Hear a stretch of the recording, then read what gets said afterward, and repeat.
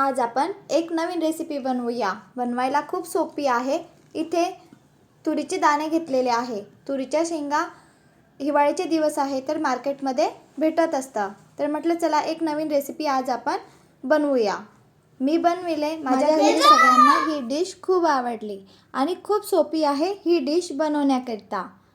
या पद्धतीने तुम्ही पण नक्की बनवून बघा।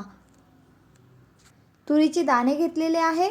तुरीच्या शेंगा भेटतच असतात मार्केटमध्ये। बघा, छान असं परतून घेऊया। छान असे दाणे परतून घेतलेले आहे। इथे हिरवी मिरचीचा वापर करत आहे। हिरवी मिरची छान असे थोडंच तेल टाकून परतून घेऊया।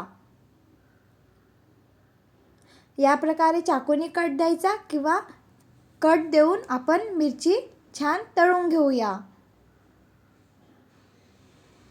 बघा, छान अशी मिरची पण परतून झालेली आहे। मिरची दाणे आता आपण मिक्सरच्या पॉटमध्ये घेऊया। दाणे मिक्सरच्या पॉटमध्ये घेत आहे। थोडंच लसूण आणि मिरची परतून घेतलेली होती मिरची मिक्सरमध्ये बारीक केलेला। पुन्हा थोडंच पाणी टाकून मिक्सरमध्ये दरदरीत बारीक करून घेऊया। ही डिश खाण्याकरता खूप छान लागत असतं।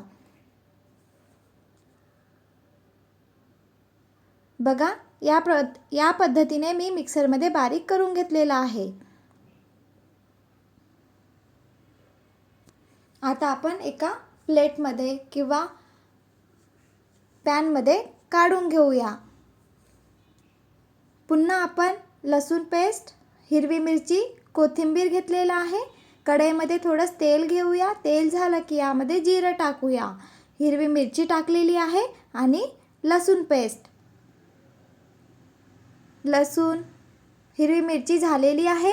यामध्ये हळद टाकूया। दाणे आपण मिश्रण बारीक करून घेतलेलं होतं, दरदरीत बारीक केलेलं आहे, ते यामध्ये थोडंच परतून घेऊया। बघा, या पद्धतीने छान असं परतून घेतलेलं आहे। आता आपण यामध्ये पाणी टाकूया। पाण्याचं प्रमाण कमी जास्त करू शकतो। ज्यांना घट्ट पाहिजे असेल त्यांनी पाणी कमी टाकायचं आणि ज्यांना पातळ पाहिजे असेल त्यांनी जास्त टाकायचं। किंवा शिजल्यानंतर आमच्याकडे याला आमटी म्हणत असतात। बनवायला खूप सोपी आहे आणि खाण्याकरता खूप चविष्ट लागतं। या पद्धतीने तुम्ही नक्की बनवून बघा। एक दोन छान अशा उकळी येऊ दिलेल्या आणि कोथिंबीर टाकलेला आहे। आता आपण गॅस बंद करून देऊया आणि छान अशी आमटी बनवून तयार आहे। आहे ना बनवायला सोपी, तसेच खाण्याकरता पण खूप चविष्ट लागत असतं। या पद्धतीने नक्की बनवून बघा। व्हिडिओ आवडला असेल तर please like, share and subscribe. बनवायला सोपी आहे आणि खाण्याकरता खूप चविष्ट। Bye bye.